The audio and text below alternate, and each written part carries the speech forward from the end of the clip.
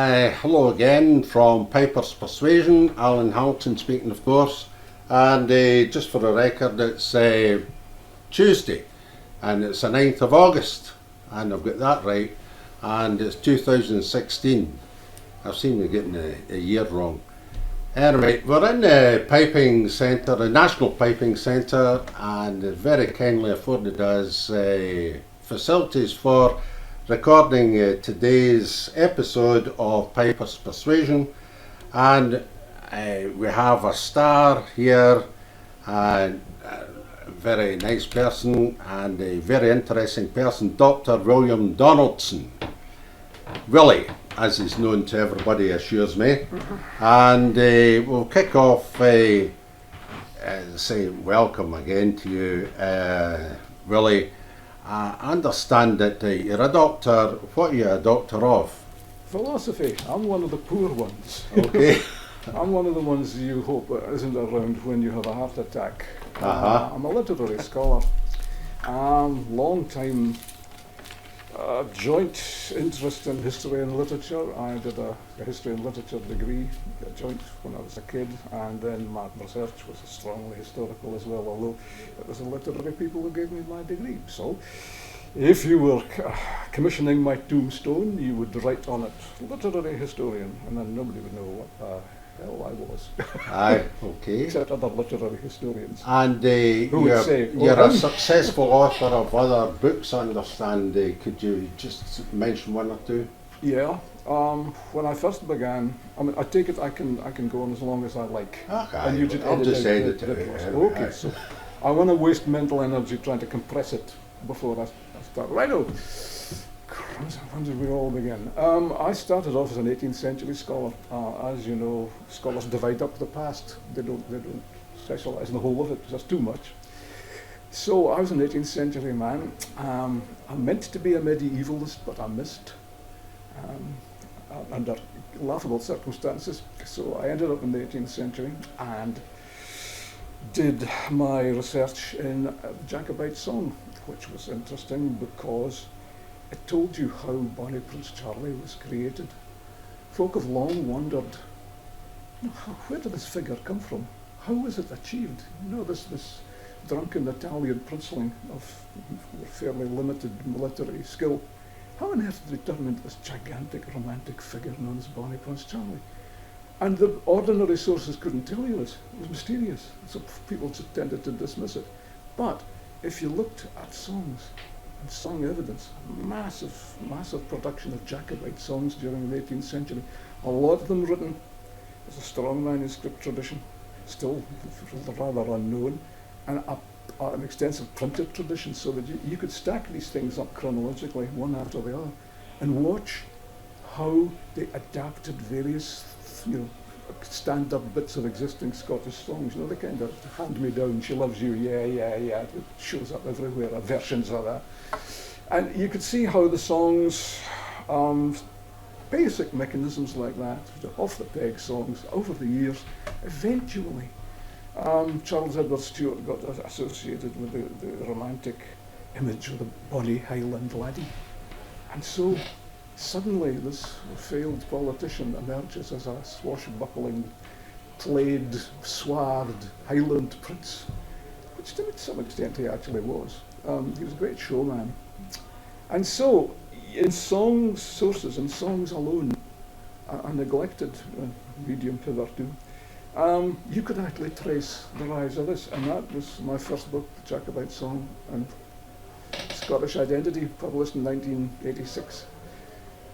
Then I did a stupid thing. I changed centuries.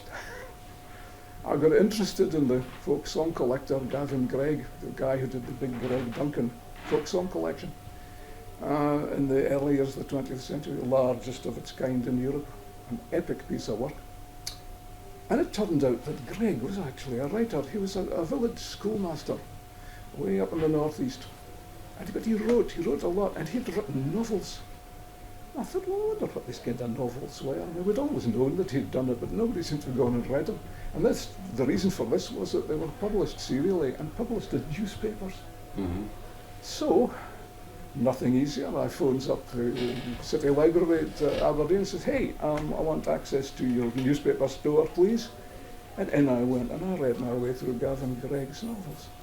And they were not what a literary historian, as I was, would have expected. They were sensational novels. I mean, there were murders and abductions and hot love affairs, and heaven knows what all. And so, clearly, we had no explanation for this. Where did this stuff come from? Was there more like it? Nobody in Scotland had been near a newspaper fiction at all, so that was my next book, Popular Literature in Victorian Scotland, Language, Fiction and the Press. Study of the Victorian newspaper press, and it's all the Scottish stuff that was in it. So that was another one. Then I did a big anthology of Scots language stuff from the press. Because if you read the standard histories, people said, well, of course, except for the chatter of working class characters and Walter Scott and Stevenson and things, about Scots, there's no Scots prose, plenty of Scots poetry, but no Scots prose. But, well, actually there was. The Scottish newspapers were groaning with it. And again, we had no account of that. That wasn't supposed to happen. I mean, this flew in the face of the accepted view. And so I published a big anthology, because clearly everybody kind of popped down to the bowels of the local big city library and read their way through enormous Victorian newspapers. You need arms like an orangutan for a start, because they're big and dusty, heavy.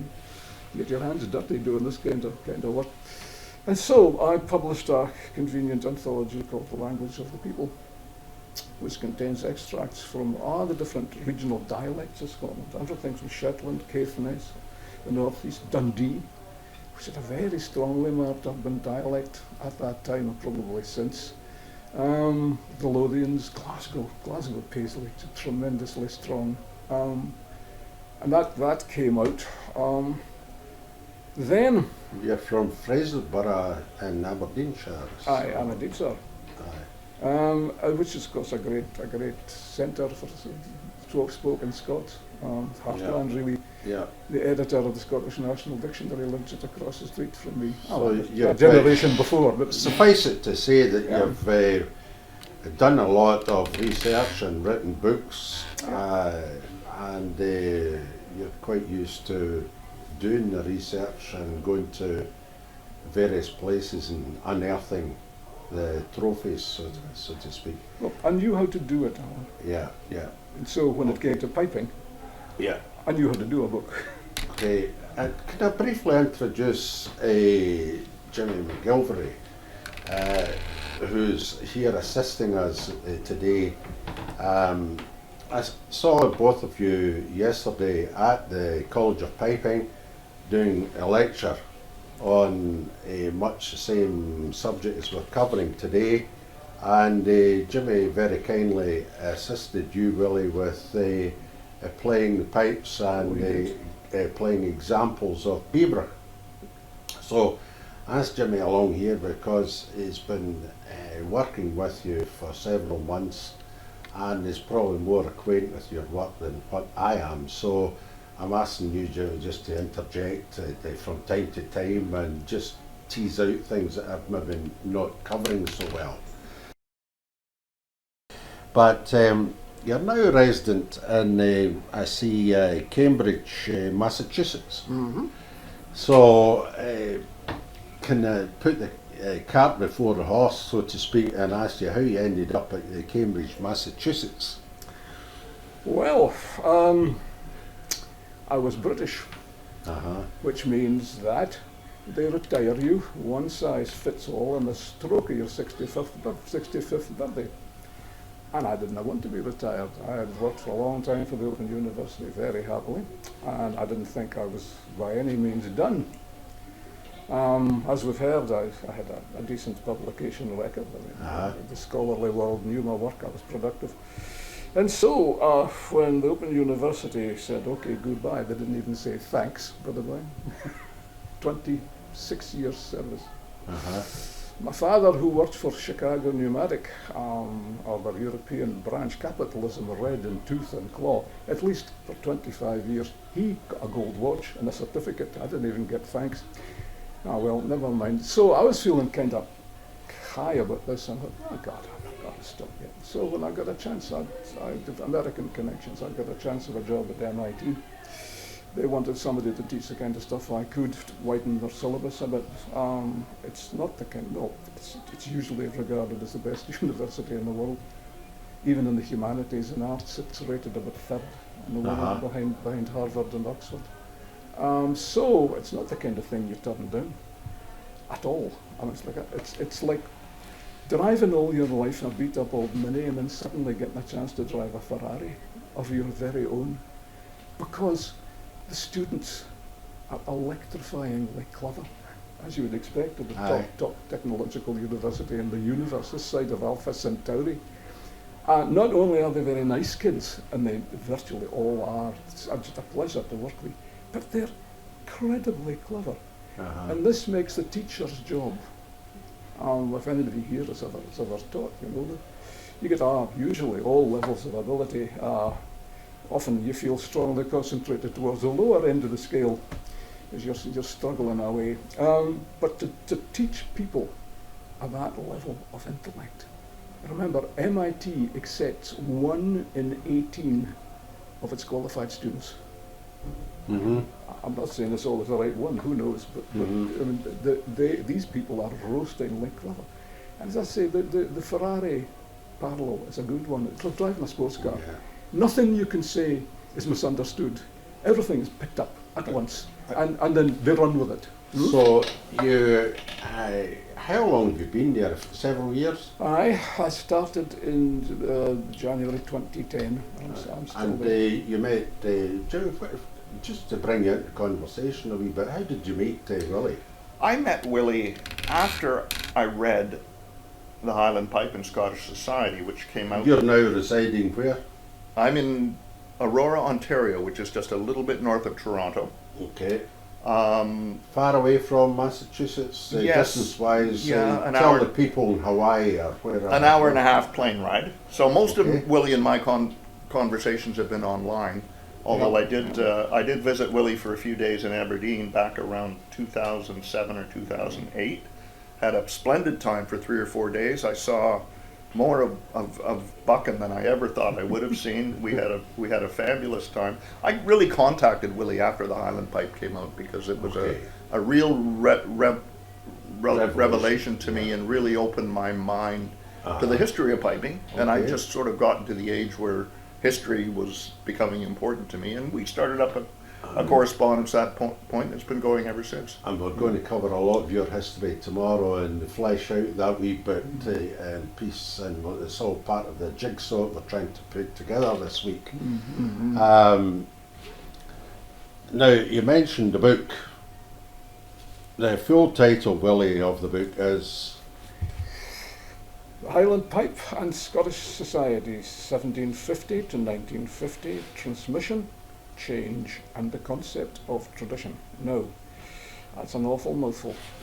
The first line describes the book, the Highland Pipe and Scottish Society, and the dates. I don't come beyond the death of Johnny MacDonald, which I think actually happened in 1953, to be precise, if memory serves correctly.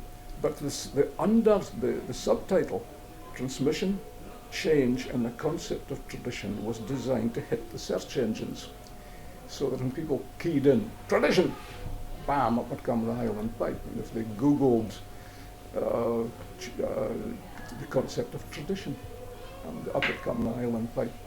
Because, as I discovered, tradition is a word that folks would throw around unexamined. You know, everybody uses it. Everybody assumes they know, well, it's an inheritance from the past, isn't it? Well, yes and no. In Scotland, the concept of tradition was first defined in the middle years of the 18th century, in the middle of the great intellectual movement called the Enlightenment. The people who did it had got this notion that traditional culture, like ours, was created in the remote past. There had been a great period of early creativity. The defining mark of this stuff was it was ancient, and that it wasn't being made anymore. You know, there was a high peak of creativity in the early days, and then Scots men and women had simply transmitted this inheritance with varying degrees of incompetence down the centuries. So the tradition was a wasting medium with two phases, one intensely creative and one not.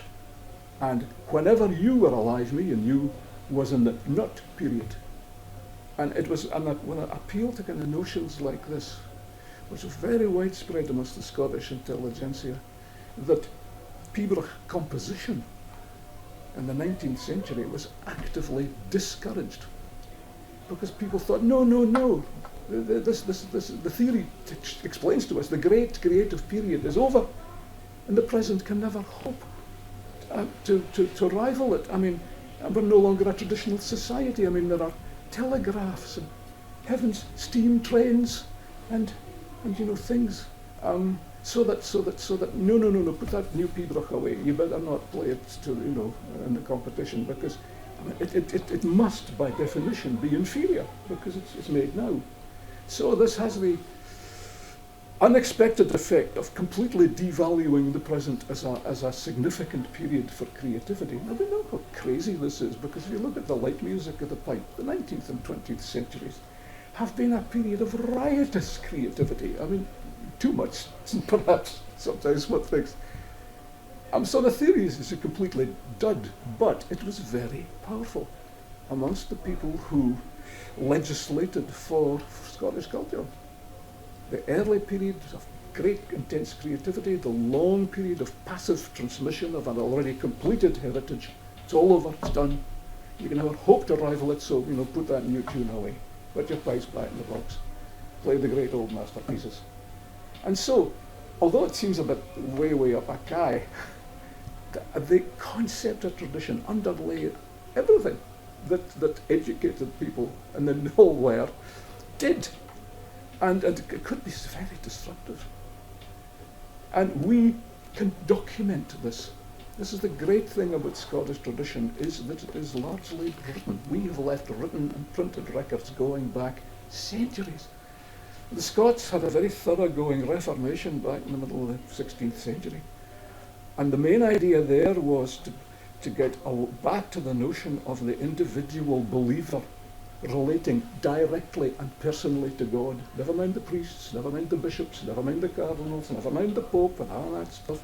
The individual believer relates to God directly. And in order to do this, they've got to read the Bible, they've got to know the scriptures. And in order to do that, they've got to be able to read. And in most of Europe, for centuries after the Reformation, most ordinary people couldn't read. There's no demand for it until the Industrial Revolution hove along. But the Scots could, and did. We taught everybody, parish schools in every parish. So one of the paradoxes in a way is that we've got this tremendous tradition, which sometimes too casually we assume is oral. It's oral tradition. It's tradition that's oral. But the Scottish tradition is largely written and has been for centuries. And what other ethnomusicologists, imagine being an ethnomusicologist, what do you want to be when you grow up, lad? You want to be an ethnomusicologist, please. Most of us wanted to drive a train. Ethnomusicologists have this problem with the past, because the kind of societies they tend to deal with were genuinely oral, and therefore they had no recorded past. So how does that tie into the Pibroch tradition, which was oral until the end of the 18th century? And that was the tradition. Actually, we don't know. We don't know. I'm afraid I have to go sideways again. In one of my manifestations, I worked for the Scottish Record Office. This is a place that keeps all the I was an archivist for some years. This is a place that keeps all the Scottish records, both private and public, and it lives in Edinburgh. And I was in charge of one of the branch offices, an archive survey up in Aberdeen, dealing with the North East. And I very quickly discovered that if you wanted to discover practically anything about Scotland, the National Archives, the Scottish Record Office, was not the place to start. They have, just like the National Library, they have money for acquisition, but not for cataloguing. I mean, this is one of the things that makes an awful lot of Scottish scholars want Scotland to be independent, because we may get a little money to sort this mess that has arisen as a result of poor So funding. what did they do? Just dump it all in the corner somewhere? Well, not quite, but there's no adequate catalogue of the Scottish records. You can't go in and say, right, show me the table of contents. Okay, I want to see that document, I want to see that one, and here's one about piping here, I want to see that. Forget it. You'll get box 5, or box 550, or box 5,000, miscellaneous papers, estate and other, etc. And as an archivist myself, I know perfectly well what is covered by etc. And that's everything you think lawyers aren't going to be interested in, since they're the main users of the Scottish records. Etc. could be anything. Mm-hmm. So, Jim, when we say, well, our piping tradition was oral until the beginning of the 19th century, when the first printed stuff starts to come through, we don't know. There are stories about the MacCrimmons and the MacArthurs, having the great Skye dynasties, having notated their tunes in some form of Gancherich notation for centuries. Neil MacLeod of Gaistow, one of the great early 19th century experts who published the Gaistow Gancherich, which has perplexed so many subsequently, the only document stemming directly from the MacCrimmons. It says, and I believe it is, it's a transcript in Gancherich of the tunes as played by the last official MacCrimmon, Ian Dhu MacCrimmon, in the early years of the 19th century. And Gaistow, of course, is just next door. MacLeod of Gaistow is one of the cadet branches of the House of Dunvegan, although his dagger's drawn with his laird. That document is the only one we've got that seems to come directly from the MacCrimmons, and it's the only one that's been really systematically ignored for the past 200 years. But the difficulty with Cantor, of course, is the length of the note. Oh, absolutely. Not there. All conceded at once. But the point is this, that a witness I would credit, a young guy, minister, a young student minister down from Skye. His father was was minister of Durnish, I think, a guy called MacGregor. Family originally came from Aberdeenshire, but had long been settled in Skye. He was down in Edinburgh at the 1820s, on his studies for the ministry himself. He later became quite a leading minister and a leading judge of piping, as his father had been before him. In the days of the old competitions, when would-be competitors had to arrive with a certificate from their commanding officer if they were in the military, or from 3 private gentlemen if they were a civil piper. The father MacGregor's signature shows up in some of these documents, so he was knowledgeable. Well, the son, young MacGregor, when he's down in Edinburgh, goes round to see Donald MacDonald and Donald's father at their workshop there, close off the High Street. And there he meets frequently Neil MacLeod of Gaistow. And MacGregor says, and I believe him, I think he's a good witness. I think he's not. I've read, obviously you go and you read other, he writes a lot in the Victorian period, so you go and you read the other stuff and see, is this a guy trustworthy as a witness? I think yes. In Gaistow's possession was an old manuscript said to be of the MacArthur's notation, yellow with age. This is 1820. Now, oh scholars, are we going to say, kept in a wee thatched cottage in Hunglitter and smoke it with peat reek for 7 years? Or do we believe it is actually old? MacGregor believed it was actually old, and he would know a lot more about peat smoke than any of us, coming from Skye in the early 19th century. He did not think it was peat. He thought it was old. So that, one, the fact that we haven't a clue what's sitting in the public records, never mind what might still be in private hands, the written tradition is an unknown. I mean, you never, perhaps tomorrow some mighty manuscript is going to show up, it's going to knock us all sideways. Maybe not, but we can't say. So that's an open question. That is it oral? Is it written? Well, of course, it's both. When we're doing oral transmission right here and now. Mm-hmm. Yeah. I speak, you listen, you transmit using a different medium, but you'll probably go down and see your pals tonight, have a pint and say, God, I was speaking to that madman Donaldson today, see, oral transmission. Mm-hmm. You'll never believe what he said. What brought you from, Jacobite song? What was the impetus behind the Highland pipe? I know your late wife Lorraine had been doing a good deal of research in the area. Yeah, she had. But you came from your academic tradition, said it was time to write about piping now. Well, that was because I retired. I spent a long period in teaching high school, for 10, 12 years anyway.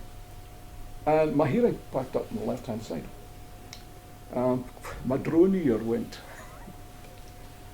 Just at the period when they were introducing formal assessment for doc in class.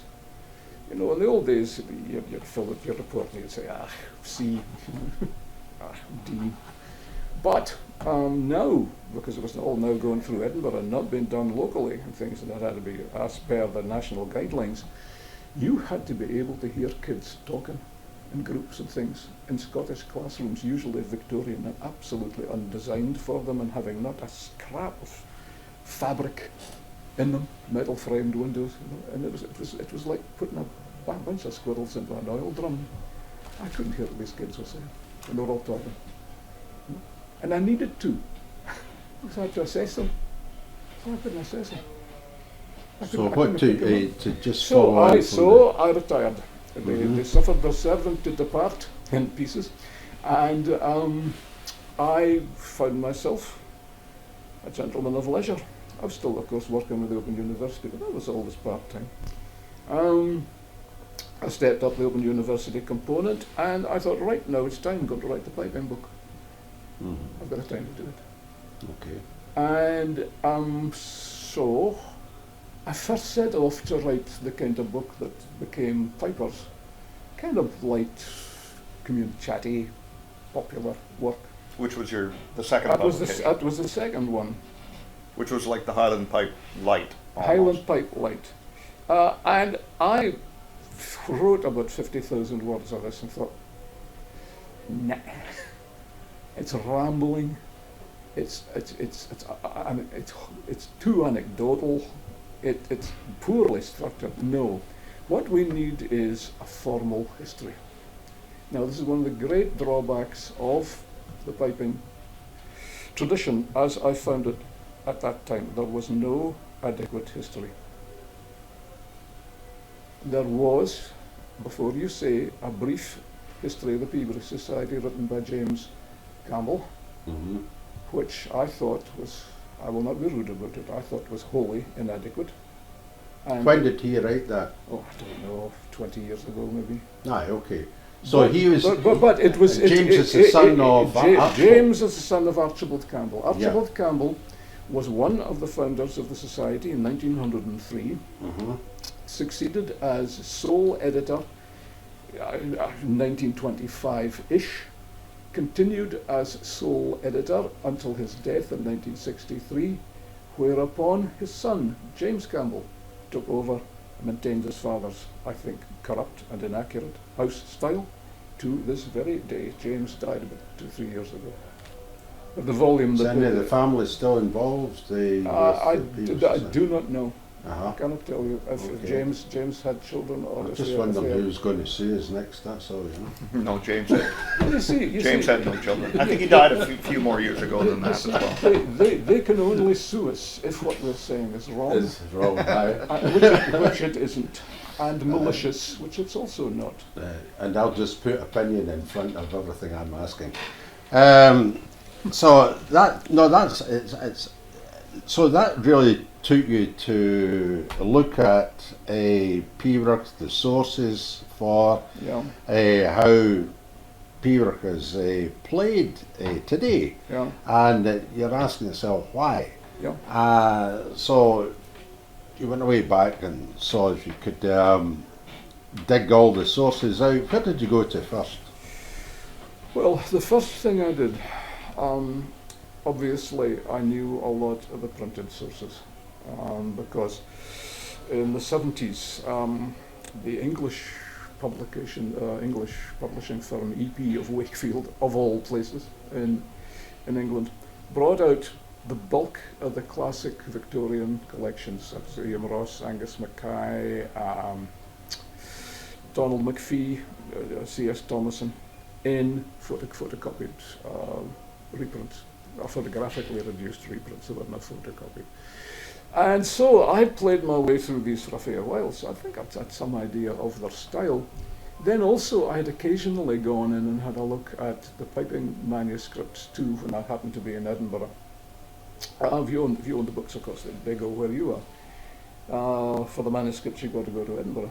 Well, you did, and then we've now got them photocopied and posted to the net, which is a different story.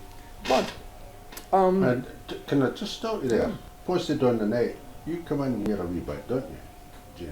You've got the stuff on. I have a website called Pipe Tunes for sheet music download, and Yeah. Willie wanted to see more of the original manuscripts on the internet, so we worked together to post 4 of them. So what's the that title time. of your site? Pipetunes.ca. Okay. And note there is a section called Piebert Manuscripts. Okay, so that's one of the existing sources now of a much wider. Yeah, there are more source now. For pipe music rather than the narrow ones that most of us are using. The Piebert Society collection, the Colberry collection, yeah. and more of that in a wee while from Willie, no doubt. Now you see, what we're now looking at here is, it was, if you wanted to see manuscript sources, of which there are many, from about 1760 onwards, particularly valuable ones I found were those of Colin Cameron. This is Donald Cameron's son, famous Donald. Jack McDougall Gillis is also very good. There's a whole heap of them. Angus Mackay, of course, a massive manuscript. 2 of them, in fact, at least. Maybe 3 altogether Mackay manuscripts. And so you were able to look at any tune and see what earlier notators had made of it. And you tended to find that the Victorians spoke with a kind of single voice, of course, of a fascinating individual variations, but the idiom was common. And it was not like the Piebert Society scores, i.e. that the Society scores, it began to become obvious, could not be an accurate transcript, copy, representation of the sources that the editors said they were. You know, that this tune you'd read again and again in the Piebert Society volumes very freely. This tune is taken from Angus Mackay. This is as Angus Mackay said it. Well, no, it wasn't. I think I traced one tune.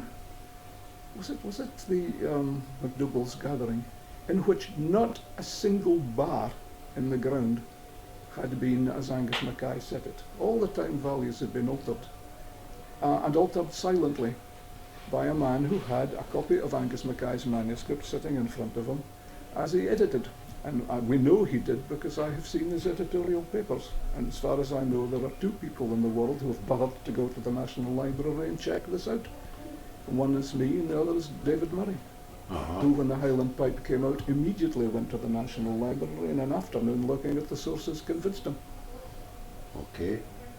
And I spoke to David Murray and he waved a copy of your book at me and said, "This is my Bible." But so he was obviously fairly taken on with your work. Just continue a wee bit more about your sources again. Oh, okay, now, the problem then was, you must remember, I mean, printed pipe music is like hen's teeth. If you're a collector, you better have deep pockets, because this stuff hardly ever, and classic old collections hardly ever come on the market, and that has been the case throughout my lifetime. I collect books a bit, obviously, as a scholar. And I know that you'd subscribe to all these high-end bookseller, antiquarian bookseller catalogues, and you never ever saw pipe music. Not once, not ever, not in decades. And the reason was that wealthy aficionados had a deal, had makes it sound sinister, and it's not sinister at all, but they had an arrangement with big booksellers that if anything of this nature came into their possession, they would buy it. Whatever, name your price.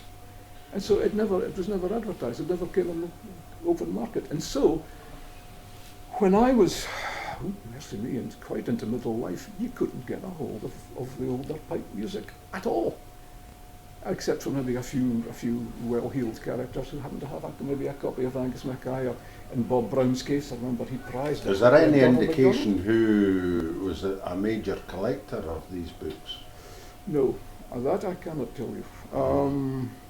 What I can tell you is that in the first half of the 20th century, the only person with access to everything, as that was then known, was the Society's editor, Archibald Campbell. Because remember, these were very wealthy people. I mean, they're all lairds, and with the kind of incomes that would make you and me gasp. He had everything, but the people he was addressing, me and you, had nothing. Public libraries in Scotland, you couldn't go and check Angus Mackay because there wasn't a public library practically in Scotland. Had it, they didn't stock pipe music. And in the places like, in the few exceptions, maybe the Mitchell, a lot of the Mitchell's pipe music had kind of disappeared, shall we say, down the years, on dark nights, on gaslit evenings long ago. So that you couldn't go to the local library and check Angus Mackay, check Donald MacDonald, check to see if you had doubts about what Campbell was doing. You couldn't do it. Likewise, you didn't have access to the manuscripts. They were all in private hands at that period. It's only really since about the middle of the 20th century that I think a lot of these manuscripts began to be deposited, even in archives, that most people, I mean, you and I say, well, I'm away out there, I'm going down the archive, I'll be back for my tea. People just don't. So that Campbell was able, effectively, to say what he liked about the sources because virtually nobody was in a position to check him and say, no, so that's not what it says in Mackay's manuscript. He would have difficulty, of course, not defending him, but just commenting that there was no such thing as photocopiers, internet, various other things, copying facilities, and his research, unquote, would have been difficult for anybody, no doubt, just to place all these sources together and come up with a plan for a tune. I'm not defending him again, but I'm just maybe wondering if you've got an opinion on that angle. Well, I mean, you could not fault him for diligence.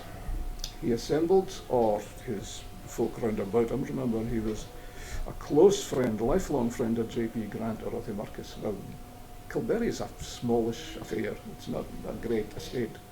And it had passed out of the Campbell family in about 1928 in bankruptcy and passed to another branch of the family. I mean, it's frequently forgotten that, I mean, this is a minor thing, I make this mistake too. Apparently, if you're referring to a laird, only one child, usually the son, at any time is of wherever. Campbell of Kilberry means the laird.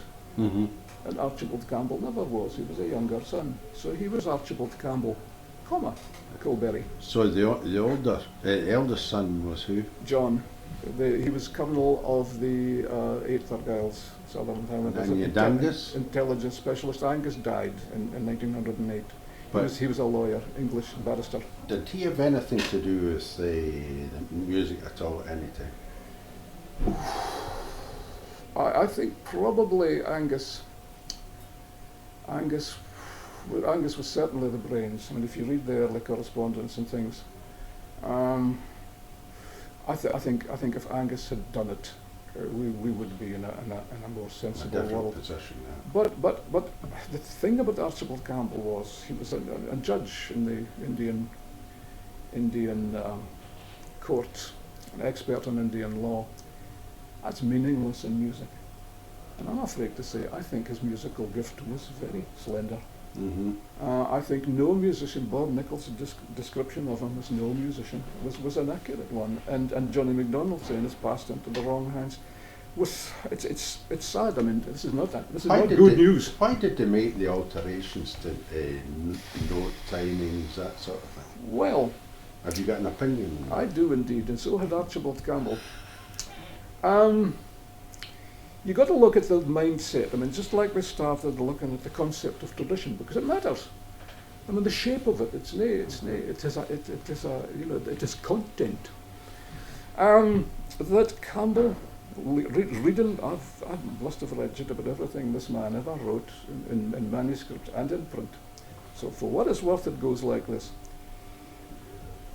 Throughout the 19th century, that's about a century before Archibald Campbell comes on the go, people, especially fancy, educated folk who don't know much about piping, or possibly even Scotland, who are called on to write the fancy prefaces to the great piping collections, James Logan and Angus Mackay's case, God knows who, and Donald MacDonald's, but certainly not Donald MacDonald, were working their way towards a notion that Pibroch was very special.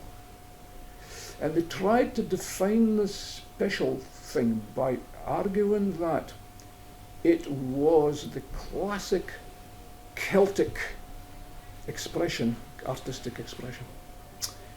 Well, okay, hooray, it's a classic Celtic. What does that mean? Well, they said, it means see what you're used to. Well, it's just the opposite. It's wild and irregular and nobly barbaric. You see? Now, there's only one problem with this. Pibroch is not wild, and it is anything but irregular. Nobly barbaric, well, we could argue about that, both the barbarism and the nobility, but it's not irregular. It is one of the most severely rule-bound musics I know. And so, however, that mattered nothing to the educated preface writers who were, after all, forming the public opinion of people who didn't play the pipes and who hadn't been under the long and formal instruction that we all have been and know what it involves. So that the idea that it was wild and irregular kind of leaked into the educated class. So that when Campbell is writing to us that also in these sort of terms, that it is a unique aesthetic, that is, don't look for Pibroch to be expressive in a way that Beethoven or Mozart or the Beach Boys or the Beatles are expressive. I don't expect it to be music. Don't expect it to be properly musical. You know, don't expect it even to have a regular pulse. Fellow judges would close their book if they saw the piper tap his foot back in Archibald Campbell's young day. Don't do that. And so the idea that any kind of sign of metrical regularity must be a mistake, it must have crept in somehow and therefore must be shoved out again, is at the centre of Archibald Campbell's operations. Now, this means, of course, we all know his predilection for his hatred of tuney tunes. He wrote, you know, it is an unfortunate fact today that some of our champion players, even I may say the Society's own instructor, William Ross, has an unfortunate predilection for tuney tunes. You know, he preferred ones that he called a good structural, abstract, i.e. non-melodic. So the less melodic Pibroch became, the less recognisably musical it was, then the more surely you were restoring it to its true and original glory and removing the obstructions and corruptions that must have crept in to reduce it to the state where it could be considered a tune. So if he was a painter with a paintbrush, what would he have done? Picasso or something else instead of a landscape? Aye. Yes, I mean, he's interested in sort of abstract, underlying, structural relationships. And he expected everybody to appreciate that. Absolutely, yeah. And Yeah. that melodic potential or the presence of melody in a tune was a weakness to Archibald Campbell. He did this. Sounds bizarre, I know, but that's the reason. He did this in the first half of the 20th century. Yeah. There are those who maybe have the opinion that Callum Pieber For instance, whose recordings are earlier than that, is playing music. Some would opine was akin to the way it's getting played today. Would you differ from that opinion? Well, I mean, the obvious thing to do would be to go to look at the early recordings. You know, look at his pupils. Yeah. And the obvious place to start there would be to look at William MacLean of Kilcreggan. Long a student at Callan Piper, but at the same time Johnny MacDonald was. And there's an awful lot. See, one problem we immediately run into with Callan Piper is that there's conflicting testimony about the way he taught. I mean, Johnny MacDonald said, and this is a passage that's often reproduced, and then after breakfast, after porridge, he would sit by the fire playing jigs in his practice chanter. Taking away all books and music, he would sing in his own cantor, the thing, the ground of the tune he wanted me to learn, blah, blah. I.e. the method was predominantly oral, and written printed sources were put aside. Interestingly, there were written and printed sources present in Cartlodge Croft, where he lived, to be put aside.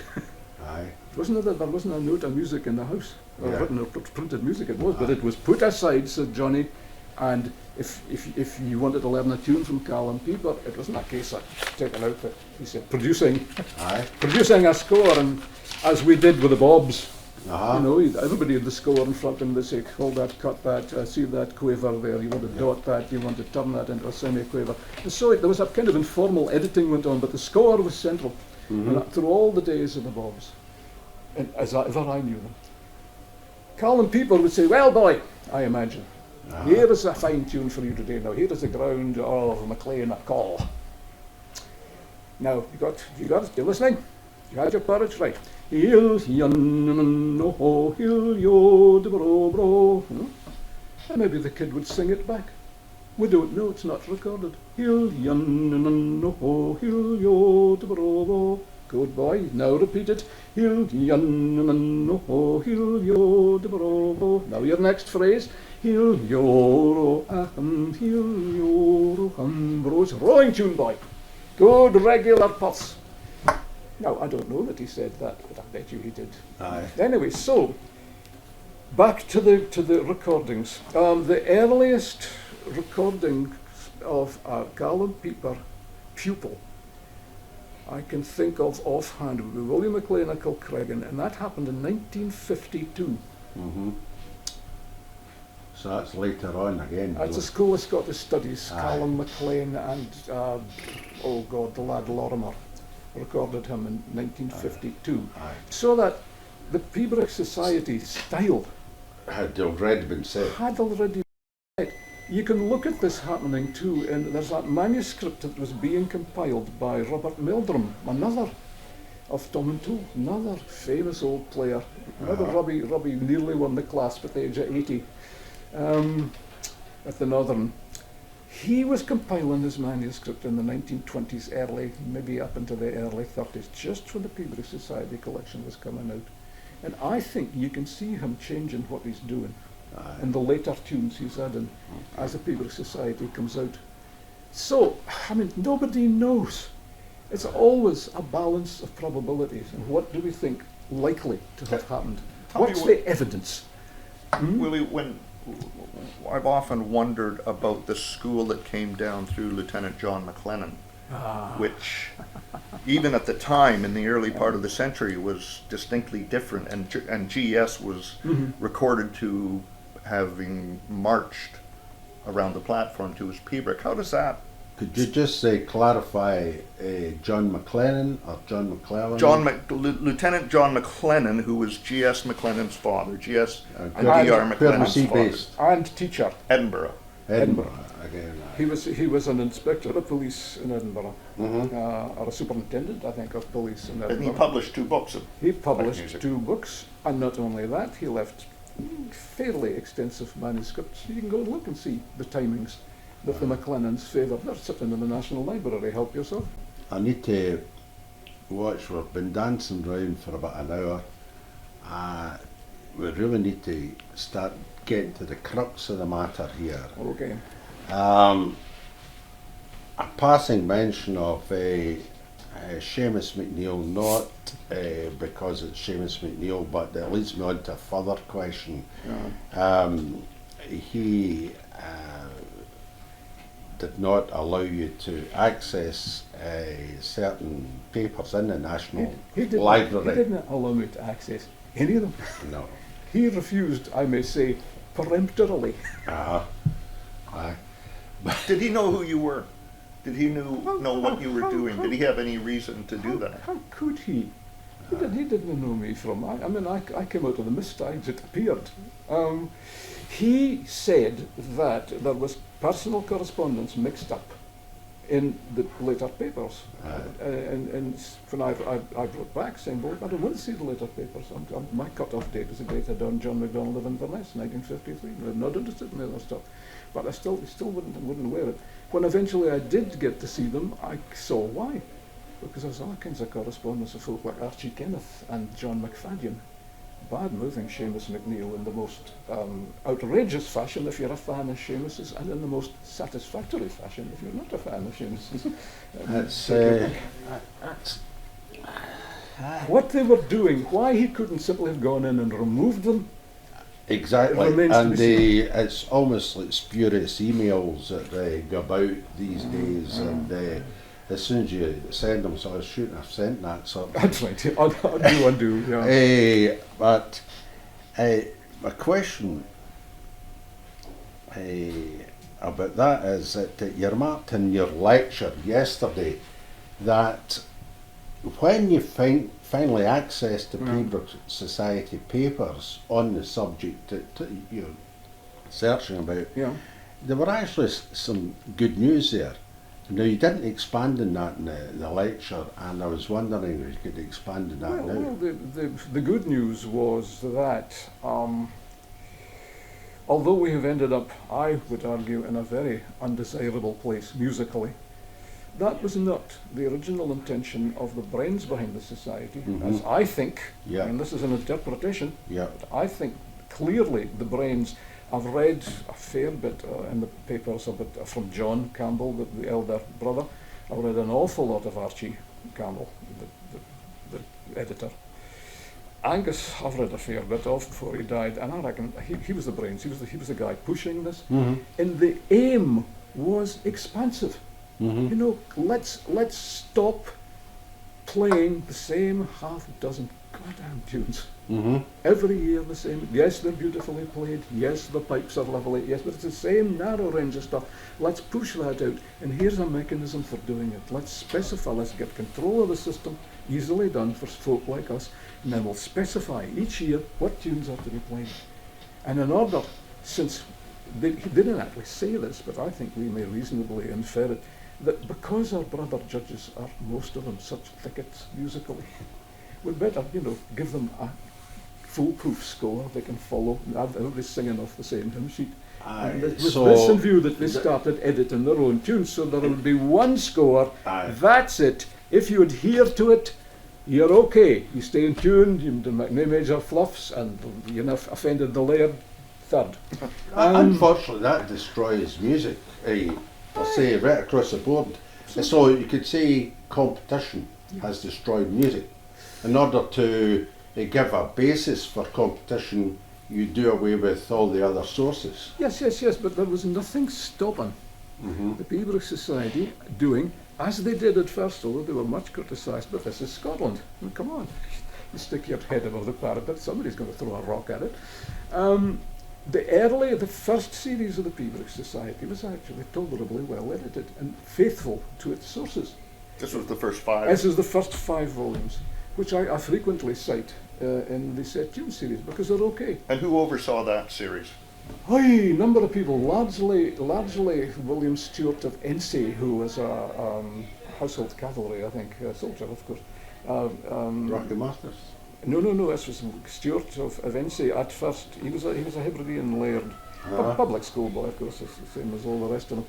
And famously cantankerous man. Nobody could work with him. I mean, he was right and everybody else was wrong, and he was an impossible character. And when he died in same year as Angus, 1907, he died in 7. A number of people took it on after that, but it was never really a committee. And but the thing to, I mean, if this whole film were to go up in a blaze of smoke, except for one statement, it is this: that what we have in the Pipers'Persuasion Society editions and in the Kilberry book as Angus Mackay and various other great old masters is not. So that if you play the Pipers'Persuasion Society scores, you're not playing what you think you're playing. You're playing Archibald Campbell. You're playing Archibald Campbell and you're not playing Angus Mackay. What about I can illustrate Bennis Barry? Aha, now Banius is interesting because I had some correspondence with Roddy Ross, not many years ago, and he said, it's a wee bit the same, I think, probably with Willie MacLean at Kilcreggan. That Banius is, maybe we better explain, Banius was done by Roddy Ross, an Edinburgh physician and piping enthusiast, of young Malcolm Macpherson. He recorded him and then produced a transcript published as Banius's Borwick in a revolutionary new notational system in which he used, I think, a three-line stave with various different movements and figures and things represented in different colours to ease in reading. And memorisation. And Malcolm was Callum Peeber's grandson. Malcolm was Callum Peeber's grandson, son of Angus Macpherson, author of The Highlander Looks Back. Of course, it's Bennis Barry, just to finish your description, was written in phrases rather than time signatures. Yes, and no time signatures, and that was an important step. But as I happen to know, because I was in correspondence with Roderick Ross, what he then did was to open, he would transcribe what Malcolm Macpherson had played, the actual time values. Mm-hmm. He then opened the appropriate Pipers'Persuasion Society volume, and he reduced the difference between Malcolm and the time values of the Pipers'Persuasion Society, quote, so that the book would be accepted, unquote. No, I'm not saying that he simply transcribed the Pipers'Persuasion Society, which he didn't. He went as far as he could in a privately funded venture, which had to have the goodwill of the society if it was going to get anywhere at all. He went as far as he could to show the individual house style, as it were, of the Macpherson family as represented by the brilliant young Malcolm. But it was not the time values that he wrote down from Malcolm. He shortened some of the long notes and he lengthened some of the short ones in accordance with the values given in the Pipers'Persuasion Society volumes before him, and said to me that he had done so. So once again, the Pipers'Persuasion Society scores come between us and what we might think was an accurate transcript from a broadly oral source. So the recordings that Malcolm made at the time would be pretty essential, actually understanding that music. Yes. You'd have to go back to the original recordings. You couldn't use the published Banius as Borwick. Yeah. So what effectively you're saying then is more or less the scores that 90% was used today to learn and teach from are wrong. Yes.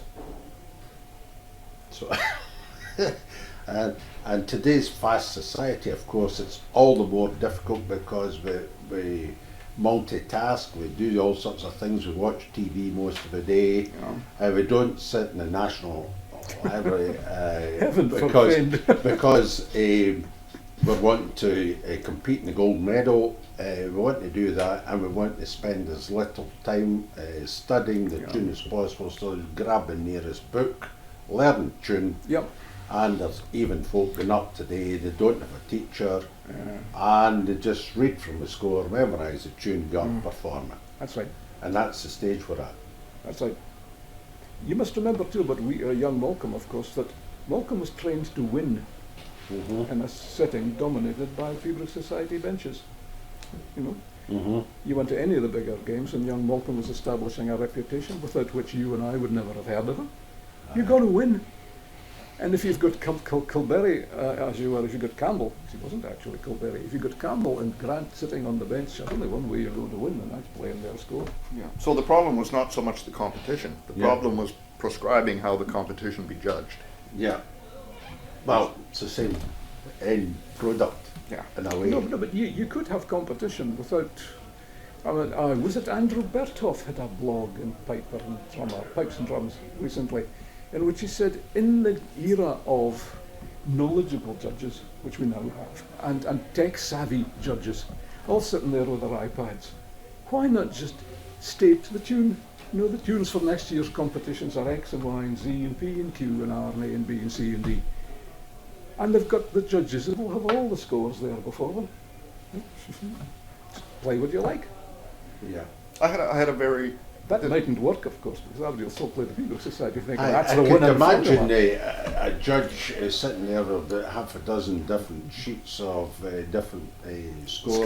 Screens. And trying to listen to a set of bagpipes at the same time. You know. Well, maybe he's just judging whether he's hearing music or not. Correct. I had an experience That's the kernel of the whole story, isn't it? I had an experience last week. Where's the music? Yeah, I had an experience last week, which I think I'll just relate because it really relates to what we've talked about here. Willie and I went through these tunes for our presentation yesterday. Yeah. 4 tunes. I spent a lot of time learning them, and I said, you know, I've enjoyed this. I'm not totally on top of it yet, but I said I think I'd like to do this with some more tunes. So I went into the Pipers'Persuasion Society website, which, to their credit, all of the manuscripts are now up on the Pipers'Persuasion Society website. And I said, well, let's see, what tune do I know? And I picked Praise of Morag or something, and I said, okay, let's see what's in the rest of these manuscripts. And I started clicking through the manuscripts and finding 4 or 5 different, it took me 10 minutes. And every time I looked at a different manuscript, like, oh my God, that's different from this. Next one, well, that's different from this, and that's even different from the last one. And I printed them all out, and I thought, I'm going to look at all these things and play what I want to play. And I suddenly thought, this is what Willie Donaldson's been getting at. Yes. Would that be correct? That is the music to absolutely competitor nowadays is research your tunes a lot more thoroughly. Don't just take the one source, the Kilberry or whatever. But you've got to believe that they're music, that what you prize is music. And any other kind of music known to you might also be the case at Pibroch. It's a tune. And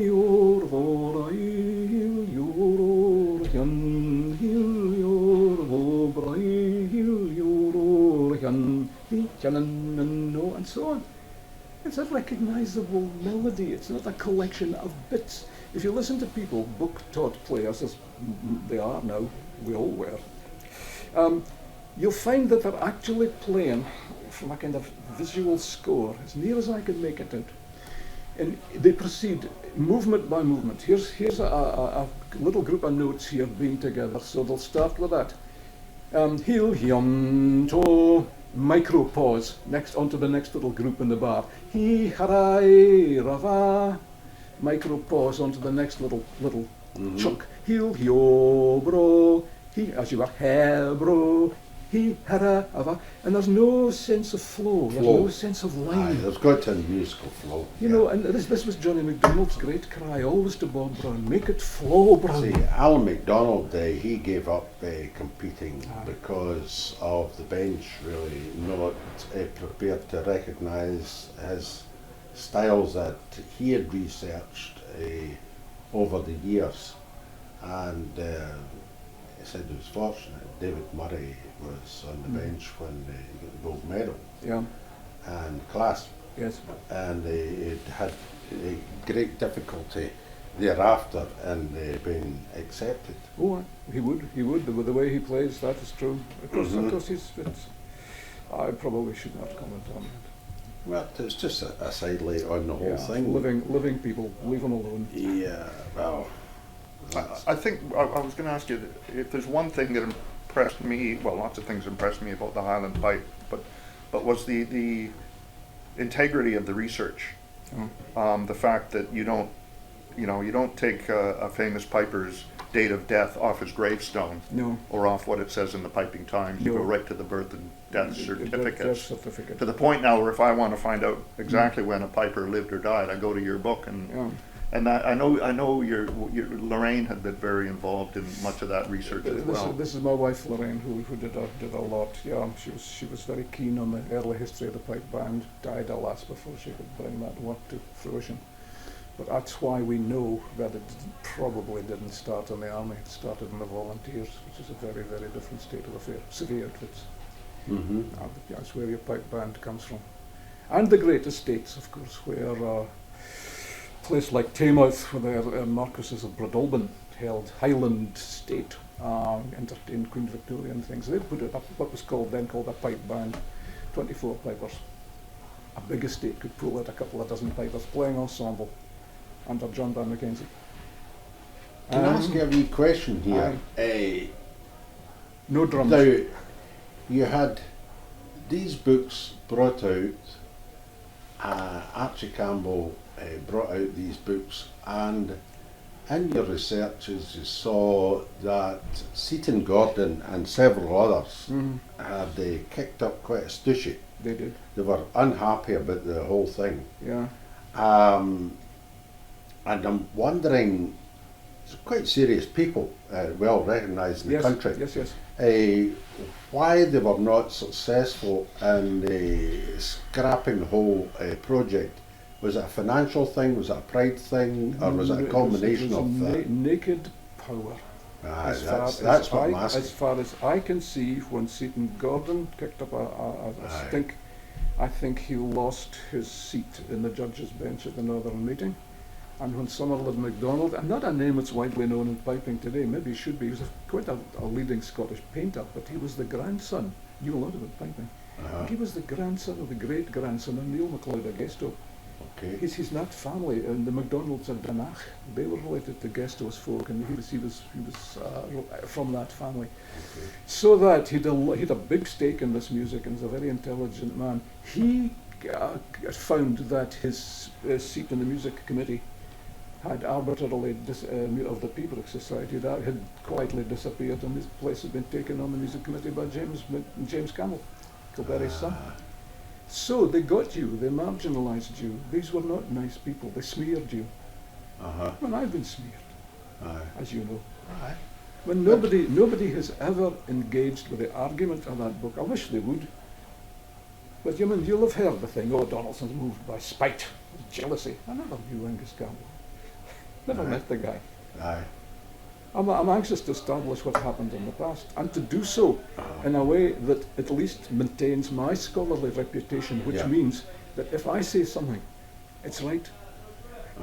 I'm not bending the source material. I'm not twisting the evidence. I'm interpreting it fairly. And here's the source. Go and look at it yourself. So this is why one of the reasons why we posted all this stuff to the net in the first place. That's the evidence. Look at it. And it's up there, and it's up to people to make up their own mind, because now for the first time Ever. the evidence is openly available for people to stop watching TV and just get into the sources and potentially examine the tunes. Aged piping. This has never been the case before, ever, except for maybe a handful of highly favoured individuals. Now we can all do it. So where does the Pipers'Persuasion Society go from here? You're going to get two answers to this, and I expect you to edit out one. It must disband itself at once. It has done immense cultural damage and should be stopped forthwith. Two, well, the society, as Jim was pointing, this is the published version, the society, as Jim has pointed out, I mean, the chances of them abolishing it is nada, forget it. As Jim has pointed out, the society is actually in rather an awkward position, because on the one hand, they're giving out the set tunes every year, and year after year after year after year, they're saying, well, it's in volume 8 of the Society's collection, page 7, it's on Kilberry, page 42, period. As if that's the kind of scores you're expected to play. And everybody knows, of course, damned well, if they want to succeed, that's the scores they must and do play, regardless of what they think about them. That also, they are now following the lead of Jim and our colleague, other American colleague Stephen Scaife, who also gave a lot of bandwidth to put up the old manuscripts. The society itself has been forced to follow suit. And now on their website, you click on it, as Jim was saying, you get all these manuscripts, and they contradict their own publications. I wouldn't have liked to be them. Things take a long time to change, and at least changes are afoot within publishing the sources now, and it's perhaps up to everybody in Scotland to get together and say, well, it's time for a new collection based on the proper sources. That's one possibility. Another is, as a stopgap, am I right in thinking that this very piping centre in which we're sitting recently reprinted David Glenn? Because if they hadn't, Glenn's scores are musical and reliable. They'll give you, I think, about 120, a choice of 120 tunes, but enough for getting on with in the meantime. So a reprint of David Glenn would be one way of doing this. I cannot think that the Society has much of a revenue stream from its collection or Kilberry. I mean, the recent publication, volume 16... most of the stuff is on the net now anyway, so you just download it and play it. And well, there you go. So, I mean, they cannot be making much money. No. It's near a case of, well, the Society must publish this or die. It's more a historical set of documents than anything else. Well, its day has passed. I think it's less about what gets published as than what's available. Well, no, what is going to be allowed in terms of interpretation. Yeah, and if you're going back to the competition thing, what the judges will listen to, and I wonder about competition at times. I'm getting to the stage now with pipe bands and with solo piping and all the rest of it that I'm getting a wee bit fed up with the competition scene, especially with pipe bands. And I think it's so restrictive, and I don't think it allows a full expression of the music. I like concerts where people can just go up and do their thing, and play with other musicians, and just a full go any road you like, and it's up to the audience whether they pay the money or otherwise. Absolutely. Having done what I did yesterday and work with Willie in these interpretations, musically it was a very difficult thing to do, because I've been steeped in the traditional Pipers'Persuasion Society training for 45 years. Yeah. And I had to turn my head around backwards to even though I was finding it musical, everybody who's sitting on the benches these days, including myself, this is the tradition that we've been steeped in. Yes. And to get everybody to accept different ways as being musical when we have this way that we perceive as being musical, that's the biggest impediment. It's not so much a matter of desire, it's more a matter of the training we've been through and what we've been raised in. Yeah.